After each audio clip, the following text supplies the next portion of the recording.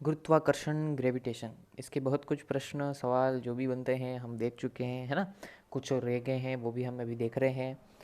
तो वही विनती आपसे पुनः करेंगे कि पहले खुद प्रयास करेंगे, है ना।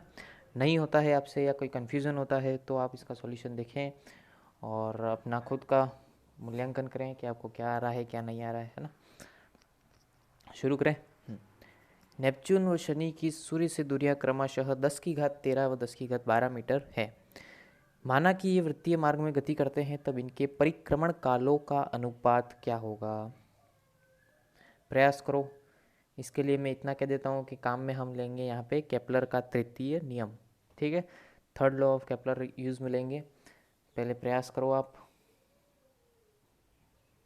आई होप आपसे हो गया होगा, नहीं हुआ हो तो कोई बात नहीं। देखो देखो साहब, यहाँ पे क्या करेंगे अपन, केपलर का तृतीय नियम आपने ये पढ़ रखा होगा, ये है ना, इतना तो सभी को ध्यान होगा। अब यहाँ पे क्या करते हैं, देखो एक फॉर्मूला हम बार बार यूज़ में लेंगे तो मैं वो बार बार नहीं समझा पाऊँगा, आप एक बार इसमें समझ लो, है ना, ताकि हम उसका यूज़ जहाँ भी करें फिर डायरेक्ट करेंगे, है ना। तो कैसे आया वो एक बार आप देख लो कि जैसे आप ये आता है, फिर इसको हम अगर इसका वो खोलते हैं, मतलब समानुपाती हटाते हैं और कोई नियतांक लगाते हैं तो ऐसी एक इक्वेशन बनती है ना। तो अगर हम ऐसी दो इक्वेशनें बनाएं, है ना, कि एक के लिए चलो एक एक एक रख दिया और दूसरी के लिए दो दो दो रख दिया, कर सकते हैं, है ना। ये ऐसी एक इक्वेशन बन गई, है ना। एक पहले ग्रह के लिए है तो सपोज दूसरी एक दूसरे ग्रह के लिए, ठीक है। अब इन दोनों को समीकरण दे दो, ये समीकरण एक, ये समीकरण दो। अब आपस में इन दोनों समीकरणों को क्या कर सकते हैं आप, भाग दे सकते हैं, कुछ भी कर सकते हैं दो समीकरणों का, है ना। तो जहाँ पे नियतांक होता है, देखो नियतांक तो सभी के लिए, कोई भी ग्रह हो चाहे किसी के लिए भी हो, नियतांक हमेशा समान होता है ना। तो के पहली समीकरण के लिए भी और दूसरी समीकरण के लिए भी सेम होगा, है ना। अब क्या करो, इन दोनों समीकरणों का भाग दे दो, तो हमने तो सब दोनों का भाग दे दिया। तो आपको क्या मिलेगा, T1/T2 स्क्वायर वाले, और के से के आपका कट जाएगा, है ना। तो फाइनली आपको समीकरण क्या मिलेगी, T1/T2 का होल स्क्वायर, है ना। वो दोनों का स्क्वायर है तो हम इसको होल स्क्वायर लिख सकते हैं, बराबर R1/R2 का होल क्यूब। ओके, तो आप ऐसा लिख सकते हैं। तो एक इक्वेशन ये बनती है, ये इक्वेशन हम काम में लेंगे, है ना। तो आप ध्यान रखें, इसका हम काम में बहुत लेने वाले हैं, तो ये डायरेक्टली हम यूज़ में लेंगे, है ना। और इसके बाद एक और आप बना सकते हो, थोड़ा सा इसके आगे और जाओगे एक स्टेप, तो एक स्टेप आगे और जाने पे हमको क्या मिलता है, T1/T2 बराबर R1/R2 की घात 3/2। ये कैसे आया, यहाँ पे स्क्वायर था, स्क्वायर इधर चला जाता है तो वो अंडर रूट हो जाता है। या तो आप ऐसे समझ सकते हो, या आप ऐसे समझ सकते हो कि दोनों पक्षों में वर्गमूल लेने पर, है ना। तो दोनों पक्षों में वर्गमूल लेने पर यहाँ स्क्वायर था तो वो वर्गमूल और स्क्वायर क्या हो गया, हट गया। और यहाँ पे वर्गमूल लिया तो किसी का भी वर्गमूल लेने का मतलब होता है घात 1/2 करना, है ना। तो अंडर रूट एक्स का मतलब क्या होता है, एक्स की घात 1/2, है ना।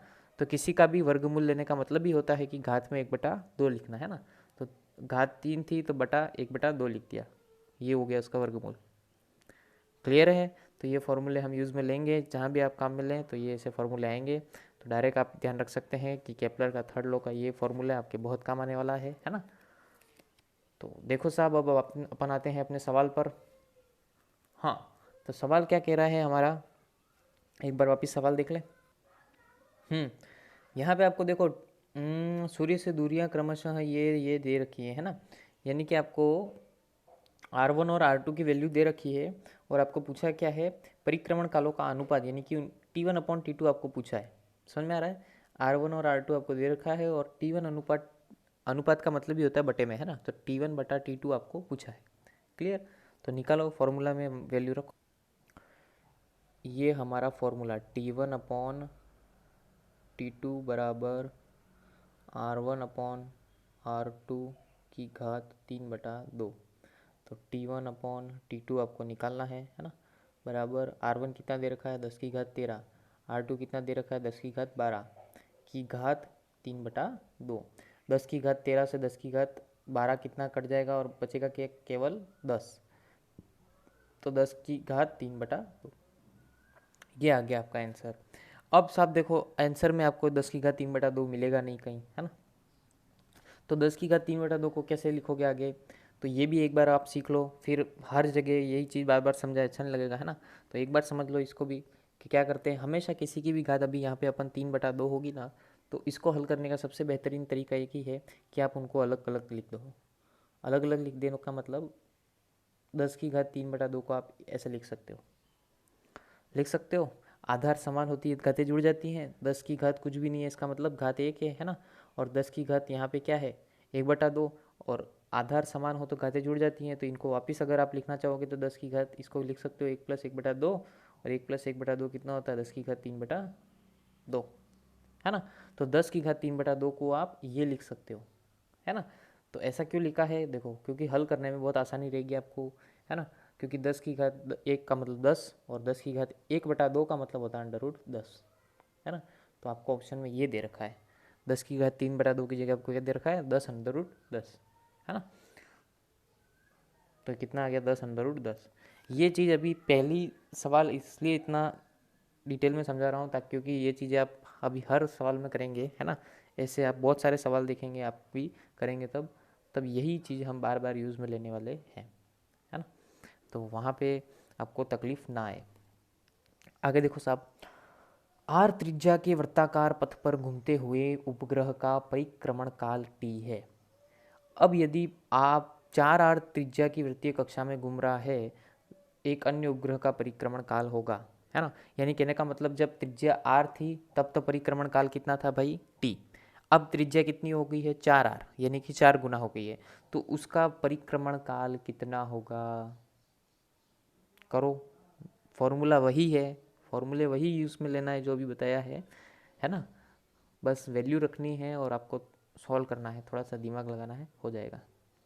करो, हाँ देखो, हो गया होगा, बहुत बढ़िया। नहीं हुआ तो देखो, फॉर्मूला वही है ना। यहाँ पे अपन क्या करेंगे, देखो टी, और अगला मान लेते हैं अपन टी डैश। ओके साहब, क्योंकि हमको वैल्यू निकालनी है टी डैश की, और पहले आवर्तकाल कितना दे रखा है, टी दे रखा है आपको, है ना। तो पहले ग्रह का टी दे रखा है और अगले का नहीं पता है, तो हमने उसको टी डैश मान लिया, है ना। बराबर, पहले की कितनी है, आर दे रखी है आपको सवाल में कि आवर्तकाल टी है तो त्रिज्या उसकी आर है ना। और अगले वाले की आवर्तकाल अपने को निकालना है जिसकी त्रिज्या कितनी है, पहले वाले की 4 गुना है ना। तो पहले वाले की त्रिज्या 4 गुना है, तो 4 गुना इसलिए 4r लिख दिया। क्लियर है। और फॉर्मूला 3/2 ये फॉर्मूला वही का वही है ना।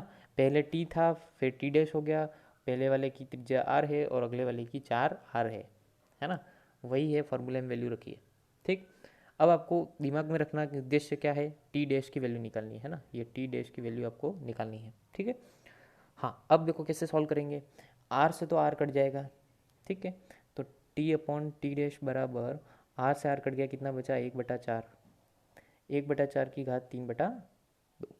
ओके, अब 1/4 की घात 3/2 को कैसे सॉल्व करोगे, मैंने कहा टुकड़ों में लिख दो, है ना। हर बार वही करेंगे, 1/4 इंटू 1/4 की घात 1/2। क्लियर। अब देखो साहब क्या होगा, 1/4 इंटू 1/4 की घात 1/2 को क्या कैसे लिख सकते हो, 1/4, और 1/4 की घात 1/2 का मतलब अंडर रूट है ना। और अंडर रूट 1/4 की वैल्यू आएगी आपकी 1/2। तो 1/4 इंटू 1/2 कितना आ गया, 1/8। क्लियर।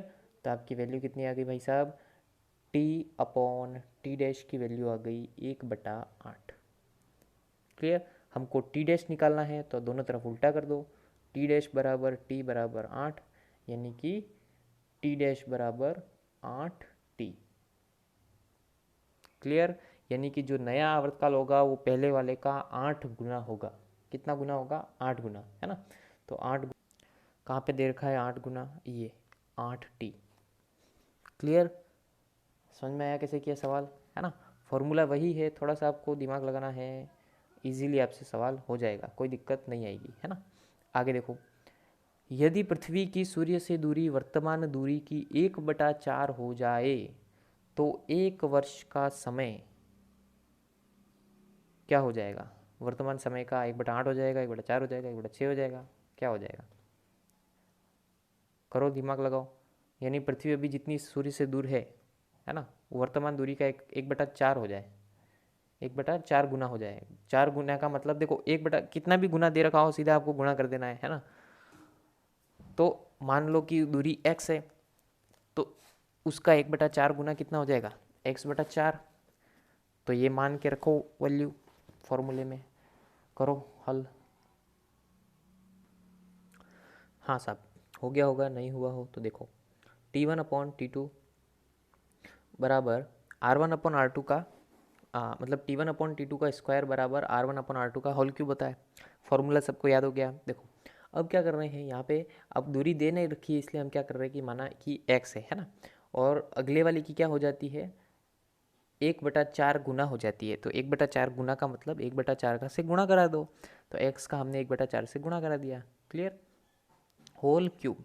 ठीक है, x से x कट गया और ये 1/4 है तो ये 4 ऊपर आ गया, तो T1/T2 का होल स्क्वायर बराबर 1/4 ऊपर चला गया, यानी कि 4, 4 का कितना आ जाएगा होल क्यूब, तो 4 का क्यूब कितना होता है भाई, 64 है ना, 64। तो T1/T2 का स्क्वायर कितना आ गया, 64। तो T1/T2 का होल स्क्वायर आया है आपका 64। तो दोनों पक्षों में क्या कर लो, वर्गमूल, है ना। तो T1/T2 कितना आ जाएगा, √64। कितना होता है √64, 8।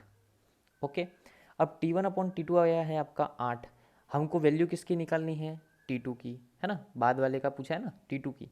तो T2 की वैल्यू हमको निकालनी है, तो T2 की वैल्यू कितनी आ जाएगी, तो वही साहब करो, T1/T2 बराबर कितना आ जाएगा, 8 है ना। तो T2 की वैल्यू निकालनी है तो उल्टा कर दो, T2/T1 बराबर 1/8। तो T2 बराबर कितना आ जाएगा, T1 को इधर भेज दो, /8। ओके, तो T2 की वैल्यू आ गई आपकी T1/8। समझ में आई क्या किया, है ना। T1/8 का मतलब ये है भाई साहब कि जो भी वर्तमान समय है उसका जो आपका जो T2 आएगा, यानी कि नया वाला जो वर्तमान काल आएगा जिसकी दूरी 1/4 होगी, उसका कितना होगा आवर्तकाल T2 कितना होगा, T1 यानी जो वर्तमान का है उसका 1/8, है ना। तो वर्तमान का 1/8 होगा, तो आपका आंसर हो गया 1/8 वाला बी। ओके, तो आंसर आ गया आपका 1/8 वर्तमान का। ठीक है, तो अब वर्तमान में जितना भी है उसका आप 1/8 अगर आप कभी वैल्यू देते हैं ना, तो आप वर्तमान का जब भी पूछे तो उसमें क्या कर सकते हैं, उसका 1/8 भाग करना है ना। कुछ नहीं है, फॉर्मूला वही है ना। फॉर्मूला हमने वही यूज़ में लिया है, थोड़ा सा आपको दिमाग लगाना है, हो जाएगा। अब वो आप जितनी प्रैक्टिस करेंगे आपसे इजीली होता जाएगा, घबराने की कोई दिक्कत नहीं है। आगे देखो, प्रैक्टिस जितनी करोगे इतना आपको एकदम इजी लगेगा, है ना। डायरेक्ट ऐसा बैठ के ऐसा सॉल्यूशन देखोगे तो मतलब समझ में कम भी आए, लेकिन खुद पेन चलाओगे जब एक बार बिना देखे, है ना, तो हो जाएगा। ओके, पृथ्वी का सूर्य के चारों ओर परिक्रमण काल 1 वर्ष है। ठीक है साहब, पता है हमको। यदि इनके बीच की दूरी 2 गुनी हो जाए, यानी कि आज जितनी भी दूरी है उसका अपन दूरी कितनी करते हैं, डबल करते हैं, 2 गुनी हो जाए तो नया परिक्रमण काल कितना होगा। अब आज अगर 1 साल में चक्कर लगा रहा है पूरा, तो अगर इस दूरी को, जो भी अभी इतनी दूरी है, उस दूरी को डबल कर दें तो कितना टाइम लगेगा पृथ्वी को, कितने वर्ष लगेंगे पृथ्वी को सूर्य का चक्कर लगाने में।